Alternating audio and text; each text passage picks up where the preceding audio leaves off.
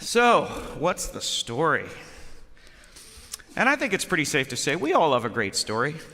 We admire and are drawn to great stories and great storytellers. Stories capture our hearts and our imaginations, and a great story can live on for generations.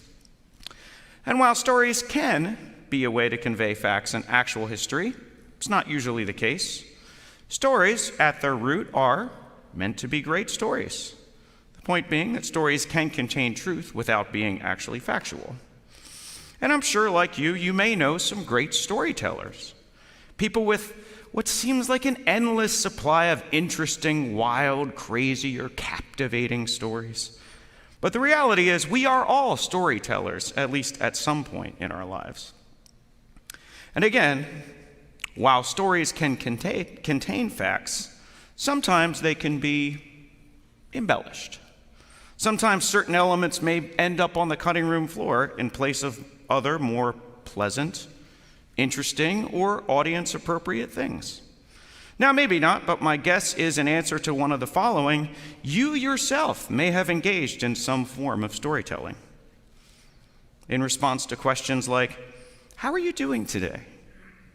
Where were you the other day? I missed you. Where's such and such? Are they okay? Whoa, what happened? Are you okay? You don't seem like yourself. How is everything? So what do you think about that? Two of my relatives come to mind when I think of stories. The first we'll call Jack. Now, Jack always had the best stories, and boy, could Jack tell them. They would have you rolling in laughter and stunned in amazement. These stories could range from crazy weekend getaways that turned into being week-long trips around the world, unbelievable celebrity encounters, to origin stories of connections and business ventures that would eventually become household names. Jack was the storyteller. And even the character names in his stories, they just felt too crafted to be real. Names like Bob Cobb, Keith Greenleaf, and my personal favorite, Cole Slosky. Cole Slosky. And Jack himself just looked like he could be a story in of himself, just looking at him. He was a salesman straight out of the 80s, always wearing a three-piece suit, always having his glasses just down below his nose, and his voice, a very gravelly voice from years of chain smoking. He was quite a storyteller. Then there was another storyteller that I'm related to. We'll call her Jill. Jill was one who, always had a story, but these stories weren't always quite as fun and entertaining as Jack's. These stories were usually more like alibis. In fact, unbelievable tales meant to explain why certain things, usually not great things, were happening. In fact, Jill's stories were often preceded by something to the effect of, now before you say anything, let me explain. And as I mentioned before about stories, in both cases, the main point of those stories wasn't necessarily to convey facts. They were told for a purpose. In Jack's case, the stories were told for entertainment, to endear you to Jack. Jill's stories were usually meant to provide some sort of meaning to situations. So, what's our story? Author Donald Miller wrote several books on living out story, and Miller noted that the elements that make for great stories also make for great lives. Characters that are flawed but face and overcome challenges. In fact, that's really what it comes down to. I mean, if you think about a lot of the great stories, they usually involve interesting and endearing characters, while usually flawed but likable. Some sort of struggle, conflict, or challenge the character needs to overcome, followed by a resolution. Maybe. And this brings us to our scripture this morning. Now, we're in our Drop the Needle sermon series, where we use a random Bible generator to produce a biblical scripture that the preacher will have 1 week to prepare for.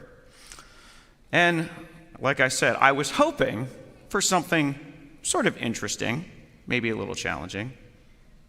I didn't necessarily hope for Joshua 19, verse 47, but we went with the challenge. And just as a reminder, the verse reads, When the territory of the Danites was lost to them, the Danites went up and fought against Leshem. After capturing it and putting it to the sword, they took possession of it, and settling in it called Leshem Dan, after their ancestor Dan. And while I don't remember everything about my seminary experience, one of the golden rules of biblical interpretation I do remember is that just examining a biblical verse out of context can give us a very limited and incomplete interpretation. So one of the first things we do is seek to understand how that verse fits into not only that particular book of the Bible, but also within the entire biblical narrative or story. How does it fit in with the protagonists, the struggle, the resolution? Now, I recognize this, saying this, noting that in a couple weeks, one of my actual seminary professors will be here preaching, so you don't want to miss that because he's a fantastic preacher. But as I mentioned right from the start that this particular scripture, or I should mention that this particular scripture, along with much of the book of Joshua, is a real challenge for us, especially as a peace church. Themes of ethnic cleansing, savage dispossession and genocide of native peoples, and massacre, all not just condoned, but ordered by God. Horrible, horrible deeds throughout history have been committed with the sanction of the book of Joshua, such as the dissemination of the Native American peoples. Peaceable Christians throughout history have often shunned the book of Joshua as irreconcilable with their faith, and the book rarely appears in the lectionary. As I mentioned earlier in this week, my approach to this scripture is not an attempt to redeem or sanitize the brutal themes, but rather to seek and understand the scripture better, and through it, understand ourselves as humans. So to that end, and placing this scripture in the overall story, the book of Joshua picks up where Moses leads the Israelites to conquer the promised land east of the Jordan River, fulfilling God's promise to give the land of Canaan to the descendants of Abraham, Isaac, and Israel. After delivering the Israelites from slavery in Egypt and 40 years in the desert, the promise comes to pass. In a time of terror, violence, and mayhem, God delivers the land of Canaan to the Israelites under Joshua's command. This verse is part of a series of verses that relate to different tribes of Israel settling in their part of the promised lands of Canaan. And most Hebrew biblical scholars note that while possible, it's unlikely the story was recorded as it actually happened in history.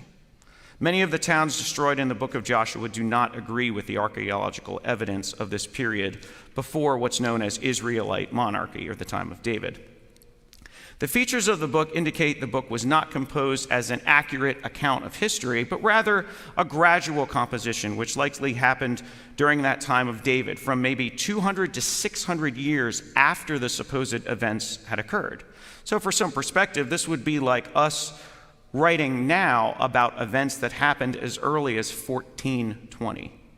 This likely came about at a time of David, and was a narrative that was shaped by various writers and context. So going back to the idea of story and struggle, what themes can we take out of this? In relation to the Israelite people, at this moment of prophecy fulfilled, we see God delivering a people from enslavement. We see God's promise fulfilled. We also see writers of the Bible trying to make sense of how they got there and how the history led them to the place that they were at the time of writing. Most Hebrew biblical scholars see Joshua as part of a larger Deuteronomistic history.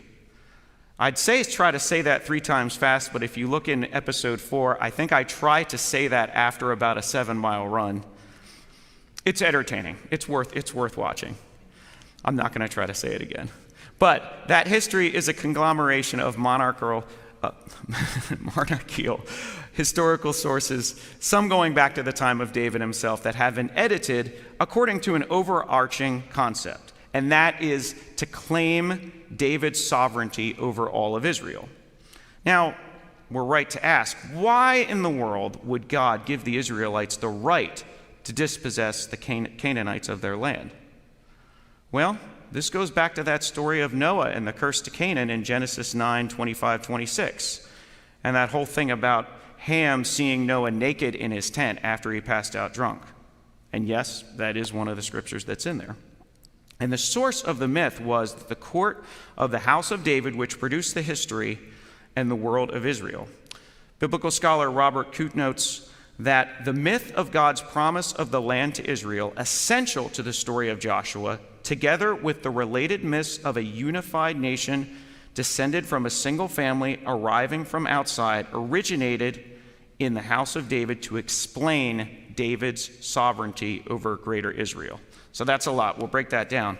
So what that's basically saying is the writers were piecing together the history in a way to affirm the house of David's sovereignty over all of Israel. Because the reality was that the house of David exercised sovereignty for only really a short period of time at most during the 500-year history, and ruled little more than the territory of Judah, while the rest of Israel had its own kings and foreign rulers. This narrative gave hope for a future, for our return to a united monarchy. Now, another seminary professor of mine, my history professor, used to say that history is messy. And this is true.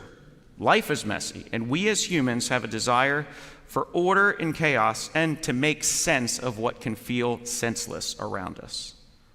And we do this through story. And the thing is, we're much more similar to the audience of the book of Joshua than we might realize. We are all trying to make sense of what can seem senseless. We're trying to figure out how we got here. And we can also be drawn to a fascination and a construction and sharing of stories that help us to explain that. And the stories we craft as to how we got here certainly influence where we go in the future. And as we've said, stories are powerful. Stories can last for generations. But friends, as we shift our focus from history to story, I believe it's time that we focus on the stories of what lie ahead. I believe that what matters most isn't the stories we tell about how we arrived here. What matters most are the stories that will be told about what we do now. I'm going to say that one more time. I believe what matters most isn't the stories we tell ourselves about how we arrived here. What matters are the stories that will be told about us and what we do now. We have the elements of a great story among us. But as you know, a great story often involves struggle, challenge, and overcoming those challenges. We've got some challenges before us. We've got some miles to run ahead, and we have things we need to figure out. We're faced with making a decision on a building project that's years in the making now, started long before we knew a global pandemic would be upon us. We are relearning how to be church together in what we hope is a post-pandemic world. We're faced with the need to re-examine our entire leadership structure in light of a shortage of volunteers. We hope to have a new staff member joining us on our journey ahead.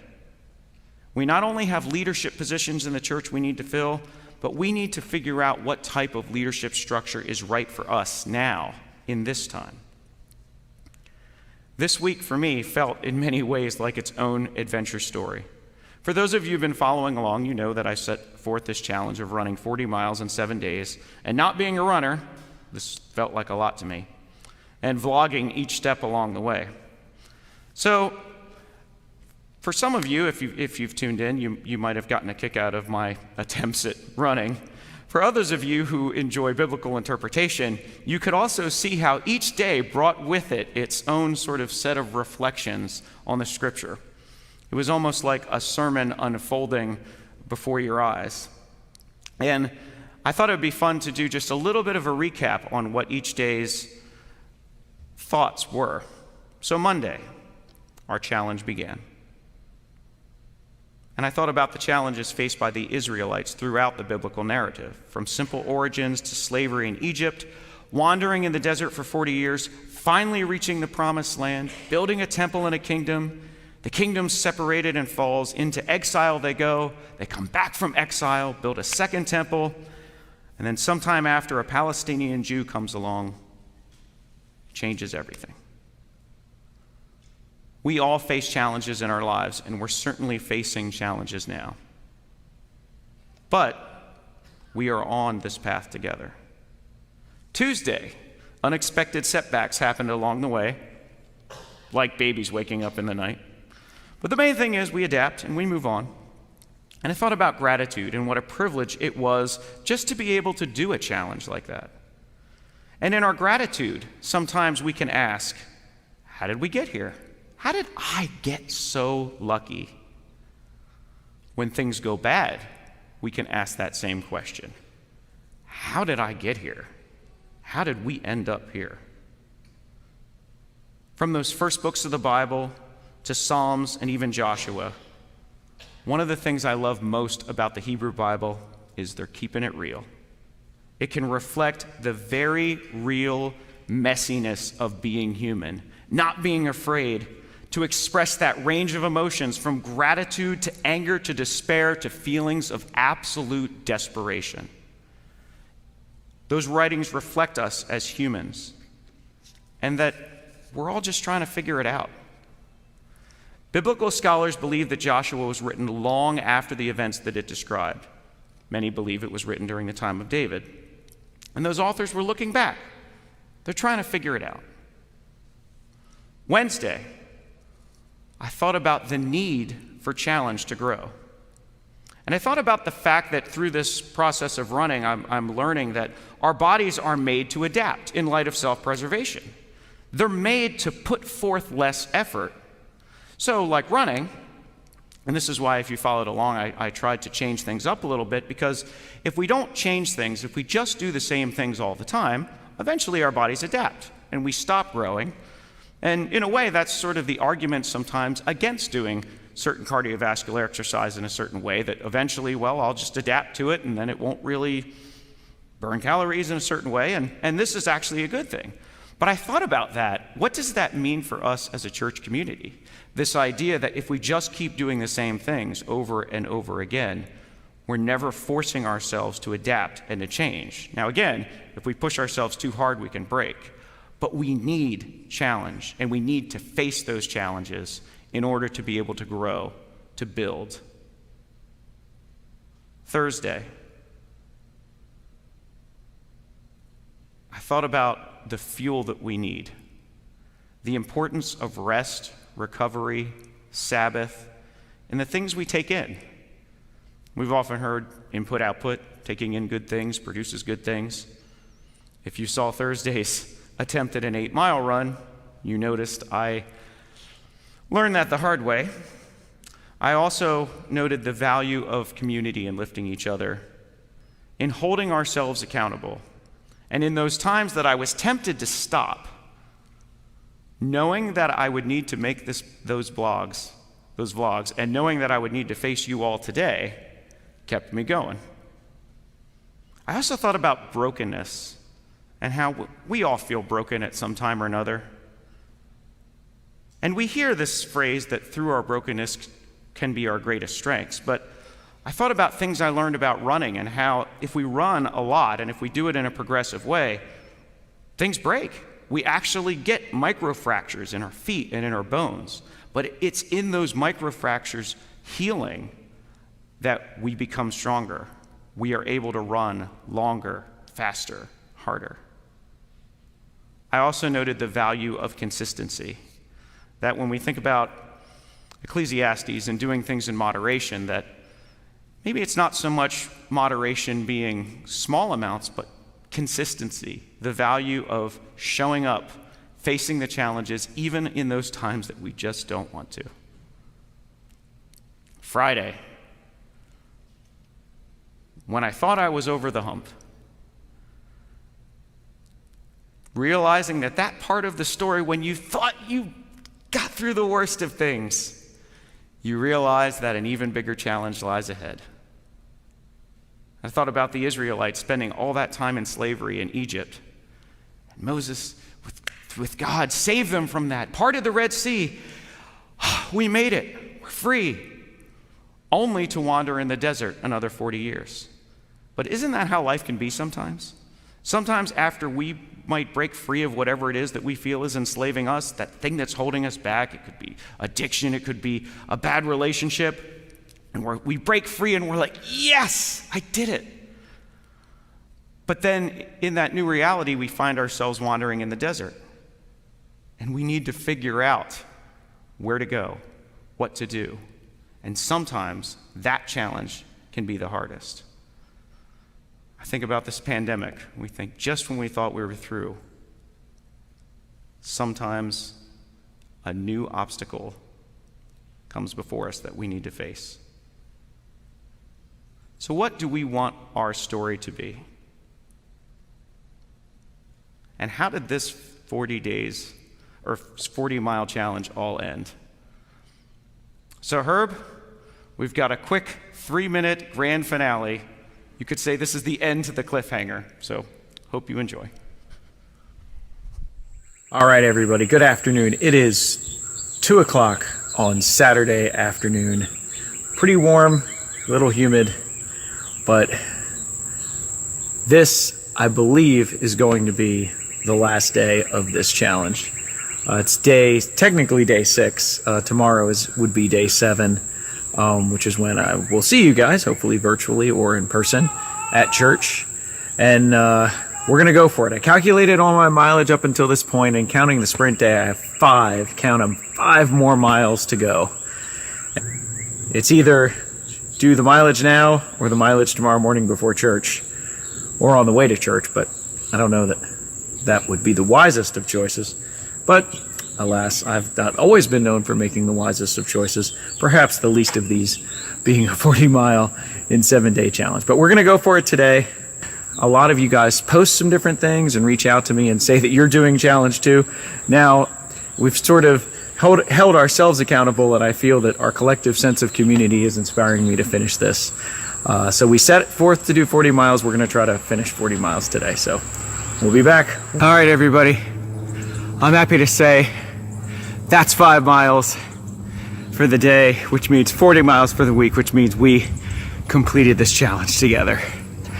And I gotta say, I'm tired, a little sore, but I'm really glad that I did this. And today's reflection, pretty short, but to me, the main takeaway is that we're all on this path together. We're all running this race together.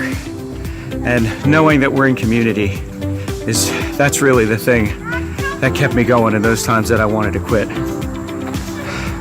You know, I think about what it means to be together and to be community.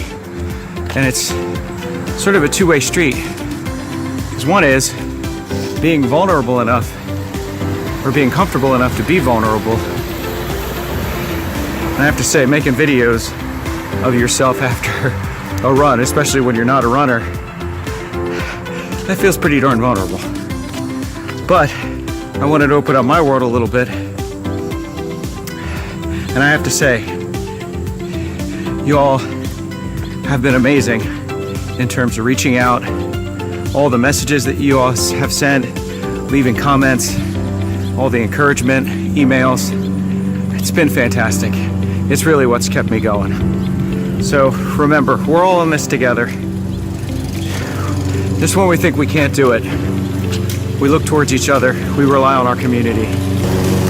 We're all in this together. We got this together as a community. I will see you all tomorrow morning. We completed 40 miles. And I will have to say that when I started off on Monday, I did not know if that would happen. That was quite a story, but I'm convinced that we have a bigger story ahead of us. We have a story of courage, a story of teamwork, a story of rising above challenges, a story of lifting up the least among us, a story that will inspire, and a story that will live on for generations. Our story, much like a long run, is not about the short sprint, but rather it is about what happens throughout the long haul. You've probably heard the phrase in life that it's a marathon, not a sprint. And I can say after running 40 miles this week, that phrase has a whole new meaning for me. And on the surface, we can see it as that just great things take time. But I agree with blogger Sam Jurashka that there's a little more to it than that. First, marathons and running is hard. And at times, it can be extraordinarily challenging and painful, like life. 2, you're never really done. Each day, much like each mile, brings its own new set of obstacles and challenges to overcome. 3, so much of success requires planning ahead. Like the old saying, if you fail to plan, you plan to fail. This is very true. I can say as I went into that 8-miler underfueled, I suffered that pain of lack of proper preparation. 4, roadblocks are inevitable. We are at some point going to need to deal with setbacks. And it's not about avoiding or dodging those setbacks as much as it is about dealing with them and moving forward. 5, rest, recovery, Sabbath, proper recharging is important. And 6, doing great things isn't easy, but overcoming challenge is something we will never regret. Again, I believe what matters most are the stories that will be told about us in the future. I am blessed to be on this journey with you, writing our story together. So what's our story?